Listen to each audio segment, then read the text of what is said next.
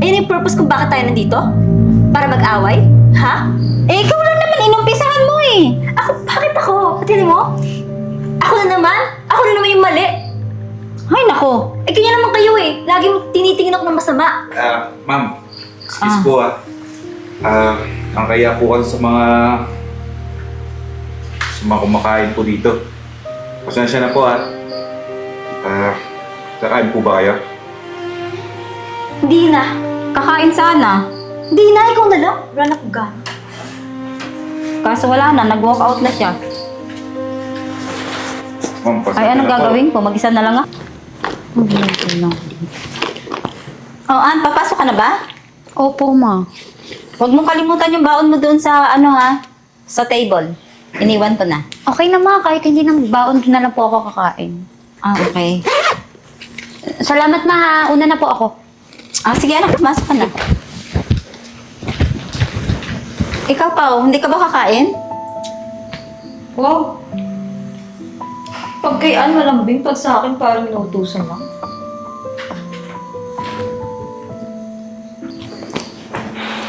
Ikaw, Pao, hindi ka pa ba kakain? Wow. Pag kay Ann ang lambing, pag sa akin nasugid. May pagkain na doon sa lamesa, oh. Pwede ka nang kumain doon. Nakakain na, ha? Kakain ka na lang. Ma, napapansin mo ba kahit minsan na parang mas may pinakaburan ka sa amin yan? Parang sa kanya, parang mas anak mo pa siya eh. Ako, ano bang role ko dito? Katulong? Ampon? Parang di mo ako anak eh. Kung napapansin mo lang naman. Hindi ko napapansin yun, no? Ikaw lang nag-iisip niyan. Hindi mo napapansin kasi sa kanya ka lang nakafocus, kay Ann lang. Alam mo, si Ann, bunso mo siya kapatid, di ba? Kaya kailangan, alagaan siya. Eh, ikaw malaki ka na eh. Ano bang gusto mo? So, pag malaki na, hindi na dapat tinutuunan ng kasi. Siyempre naman, dahil marunong ka na sa buhay. Kaya mo na alagaan yung sarili mo. Ma, syempre kailangan ko ng aruga. Kailangan ko ng guidance. Kahit man lang naman konting pag-aalaga, konting lambing man lang, oh. Pag kaya sobrang lambing pag sa akin, parang etchapwera lang, ah. Ay, nako. Sige na, kumain ka na dun. Pakain na. Kakain na. Sinasabi. Kakain rin lang pala, dahil pang sinabi.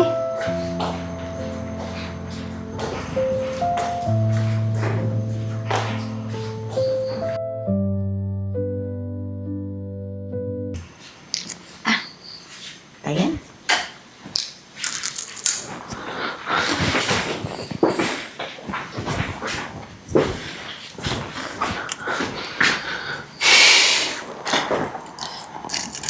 Ano na naman to, Pao? Ha? Bakit? Pati ba naman gawaing bahay, hindi ka marunong lumagpit? Eh, di ko naman kalat yun, eh. Di ka alat, kita ka nga, kumakain ka nga. Eh, sa akin to, naligpit ko na yun sa akin, eh. Sa kanila yan. Alam mo, tigas talaga ng ulo mo, no? Kahit kailan talaga, pasaway ka eh. Bakit Tsaka ano na naman yung ginawa mo kay Mama? Ha? Kinakampihan mo si Mama, no? O, doon na kayo sa favorite nyo. Favorite yung bunso. Alam mo, maayos akong kumausap sa'yo, ha? Dapat kausapin mo rin ako ng maayos. Huwag ka nga naggaganyan. Bakit? Pinakausap naman kita na maayos, di ba? Usap tayo. Oh, sumasagot ako. Pinusupo ka, ha? Wala ka ng respeto? Alam mo, ayusin mo nga yung buhay mo, Pao. Pati yung mga gawaing bahay, hindi ka na marunong kumilos dito. Puro ka nalang, ayan, nakaupo. Nanonood ng kung ano-ano man. Wala namang saysay. Eh, bakit naman ako magliligpit dito? Yaya ba ako? So, anong gusto mo, ha? May prinsesa? Walang ginagawa? Ano, taga-utos? Ay, bakit si Andy yung inuutusan? Anak din naman yun dito, di ba? May favoritism talaga kayo, no? Alam mo, si Ann, nagtatrabaho, may ginagawa. Eh, ikaw, ano, gusto mo maghapong nakatunganga dito? Yan na naman, ako-compare na naman. Go-compare, sige. Kumpara niyo ako. Ganyan naman kayo ni nanay. Alam mo, pati si nanay, tinatanggalan mo na ng respeto eh. Bakit ka ba nagkakaganyan, ha? Ano bang problema mo? Kasi hindi niyo ako nakikita. Lagi na lang ako yung mali. Tapos ang papaguran. Sinong papaguran ni nanay? Ay, Diyos ko. Ikaw! Si Ann! Alam mo, Eh, putik ako. talaga ng utak mo, no? Ano hindi nakikita? Ikitang-kita nga kita, oh. Yan eh. Alam mo, kung meron bang nagbubulag-bulagan dito, ikaw yun. Eh, bakit? Kasi nga gusto mo, ikaw yung laging pinupuri. Anong ipupuri namin sa'yo? Wala ka naman talagang ginagawang tama, eh. Ay, di na nga. Lumabas din. Maliit yung tingin mo sa akin. Di ba? Di ba? Ano? Wala kang Tama, sinabing di ba? ganyan. Tumahimik ka. Ganun na din yun eh. Alam mo, wala nang papupuntahan na itong usapan na to, ha? Bastos ka, ha? Kinakausap pa kita? May lakad ako. Ikaw na bahala dito. Di ba gusto mo, may gawin ako, di ba? Eto, alis na. Para sa'yo. Peace of mind. Bastos tong babaeng to, ah. Ma! Ma, pumunta ka nga dito! May sasabihin ako sa'yo, yung anak mo!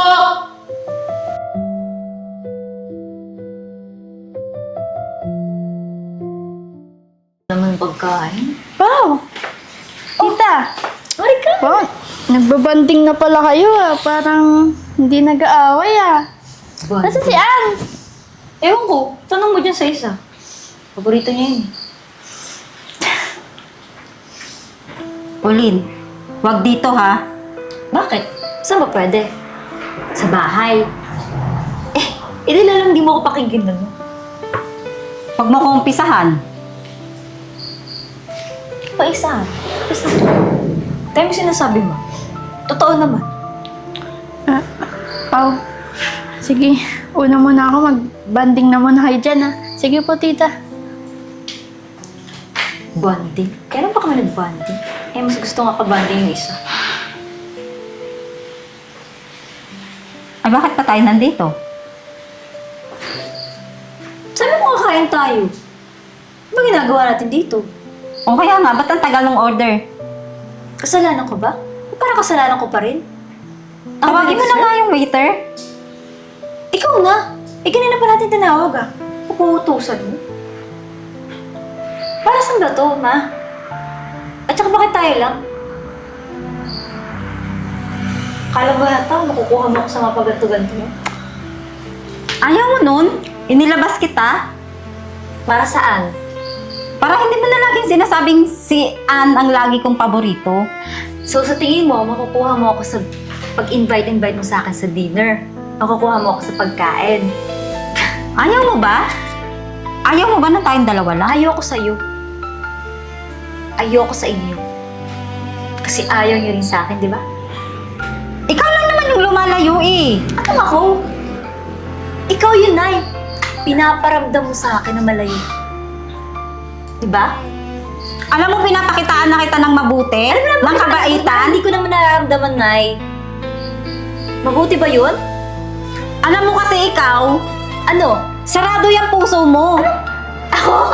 Sarado yung puso. Oo. Anong klaseng nanay sasabihin niya sa anak niya, ha? Ayun yung purpose kung bakit tayo nandito? Para mag-away? Ha? Eh, ikaw lang naman inumpisahan mo eh. Bakit ako? Pati mo? Ako na naman yung mali. Ay, nako. Kanya naman kayo eh. Laging tinitingin ako ng masama. Ma'am, excuse po ang kaya po kasi sa mga kumakain po dito. Pasensya na po kakain po ba kayo? Hindi na. Kakain sana. Hindi na, ikaw na lang. Wala na ko gana. Kaso wala na, nag-walk out na siya. Ma'am, pasensya Ay, anong na po. gagawin ko? Mag-isa na lang ako. Pasensya na po nakaka-istorbo na po kayo dito sa restaurant namin tawagin ko na lang po yung waiter ha para mag-serve po sa inyo.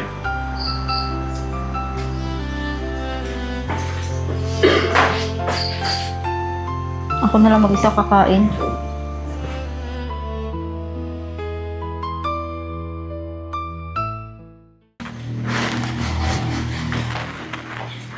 Pauline, ano naman yung drama mo kanina? Bakit mo ako iniwan doon? Ang gagawin natin dun? Kaway lang naman tayo dun eh. Kita mo kung sinisita na tayo dun. Eh paano? Umalis ka kaagad. Kakain pa nga tayo. Kakain, paano tayo kakain? Wala na akong gana eh. Pinairal mo na naman kasi yan kaanuhan mo eh. O yan, ako na naman may kasalanan. Ako na naman sinisisi mo. Eh, ano naman sisihin ko yung sarili ko? May kumain bang... Malamang! Anak mo ako eh. Tinan mo? Pero pag si Ann, si Kuya Jay, kakampihan mo kaagad. Magpapalamang ka. Pero pag sa akin, lagi lang akong mali. Alam mo pa, hindi kita maintindihan. Hindi Ano talaga. bakit pinagsiselos mo sa kapatid mo? Intindihin mo siya kasi may sakit siya, di ba? Ano? Ano sinasabi mo may sakit si Ann? May sakit ang kapatid mo, anak. Kailangan niya ng atensyon natin. Anong narinig ko, ma? Sino may sakit? May sakit ang kapatid niyo. May sakit si Ann. Kaya ganun ko na lang siya protektahan. Hindi ko to nasasabi sa inyo dahil ayoko rin na maapektuhan kayo. Pero ang lumalabas, May sakit si Ann? Anong sakit niya? may sakit ang kapatid mo. Meron siyang leukemia. Ano? Leukemia? Bakit ngayon mo na ito Oo. sinabi, Nay? Dahil ayokong pati kayo man problema. Gusto ko lang, ako na lang, sarilinin ko na lang. Naipamilya tayo dito. Bakit hindi mo sinabi sa akin kaagad? E di nang sa ganun, di ba? Pagtulungan natin yung sitwasyon. Oo nga, Nay. Hindi sana, hindi na ako naging masama sa inyo. Palagi kong pinagmamaliputan si Ann. Kaya nga, buti naman pa alam mo yan. Sorry. Hindi ko naman alam eh. So, ano na plano natin? Bala ko sanang dalhin ang kapatid ninyo sa dalubahasan, doktor. Alam mo na siguro mas mabuti pa. Dalhin na lang natin si Ann sa Amerika. Sa Amerika? Ang layo naman nun. Alam mo- Kapalayo sa atin si Bunso. Gagaling yung mga doktor doon. At nakakasiguro ako na magiging mas maayos yung lagay ni Ann doon. At least doon sa US, magagaling yung mga doktor at kayang-kaya nilang pagalingin yung sakit ni Ann. Eh, teka kuya, may budget pa tayo dyan. Ano ka ba, Pao? May pera ako. Kahit pa maubos yung pera ko, wala na akong pakialam doon. Ang importante, gumaling si Ann para sa ganun eh. Walang mawawala sa atin. Ano kakayanin pa kaya ng kapatid mo? Alam mo ma, kahit maubos yung pera ko, wala na akong pakialam. Ang importante ngayon, kailangan gumaling si Ann. Gagawa din ako ng paraan. Maghanap ako ng trabaho. Teka, asa na ba si Ann? Buti pa nga anak, pagtulong-tulungan natin ang kapatid mo. Ann! Bakit ka lang ba? Ate? Ann? Bakit kuya ate? Okay ka lang ba? Ann, sorry ah. Nasanay kami na mukha kang may sakit eh. Hindi namin alam na totoong may sakit ka pala talaga. Sorry, Ann. Pinag-isipan ko pa kayo ng masama. Akala ko, pabor lang sa'yo si Mama eh. Hindi ko alam na nagdadaan ka din pala. O di naintindihan nyo na kung bakit ganun na lang ang pakikitungo ko sa kapatid ninyo. Na minasama ninyo, na akala ninyo, siya ang paborito ko. Pero hindi. Lahat kayo paborito ko. Ikaw, Pauline, hindi ko na ipaparamdam sa'yo na mahal kita. Kasi alam ko, malakas ka at kayang-kaya mo. Gaya ng kuya mo. Kaya yung atensyon ko na ibinibigay sa kapatid ninyo, huwag nyo nang masamain yun. Sorry, Nay. Ngayon ko lang naunawaan eh. Akala ko lang naman dati hindi niyo ako gusto. Pero, thank you, Ma. Kasi nilinaw mo na ngayon. At least ngayon, alam ko na. Alam ko na yung totoo. Huwag mag-alala, Nay. Huwag ka na magtrabaho. Ako nang bahala sa'yo. Tigil mo na yung pagtatrabaho mo kasi importante na alagaan mo si Ann dito sa bahay. At aasikasuhin ko na yung passport natin para makalipad na tayo ng Amerika. Excited ka na ba, Ann? Punta ka na ibang bansa. Kaso kinakabahan ako eh. Ano ka ba? Huwag kang kabahan kasi Kaya niya. alamig doon. Sigurado ako na paputi tayong dalawa. Kuya talaga, nabibiro. May sakit na yung tao, oh. Napatawa lang kita syempre kasi may sakit kay si nanay. Kita mo kung sakitin. Kaya pa rin niya. Alam niyo mga anak, natutuwa ako kasi magkakasundo na tayong lahat. Kami din, Wala nang samaan ng loob. Sama ng mukha na lang. Tsaka, ito talaga kuya niyo, palabiro talaga to kahit Ano ba kailan. to si Kuya? Parang hindi tayo Wala nang samaan ng loob. Basta ang importante, masaya na tayo, ha? Sige Opo, na. Nay. Nak, magpagaling ka, ha? Puma. Hindi ako susuko. Magpagaling ka. At ikaw naman, tigilan mo ng pagpupuyat. Epekto ng puyat yan, pinaggagawa mo eh. Ano ka ba, Nay? Basta ikaw, magpagaling ka rin na kasi kahit na wala kang sakit, mukha kang may sakit. Yun na nga, baka kulang din ako sa vitamins, anak. Pa-check up mo rin kaya ako, nak. Lalo na, parang inatake ka ng arthritis mo. Wala naman arthritis, anak. Ano lang, Gawa-gawa naman ng tunan sa wala akin. naman arthritis na parang pakiramdam ko lang din kasi minsan.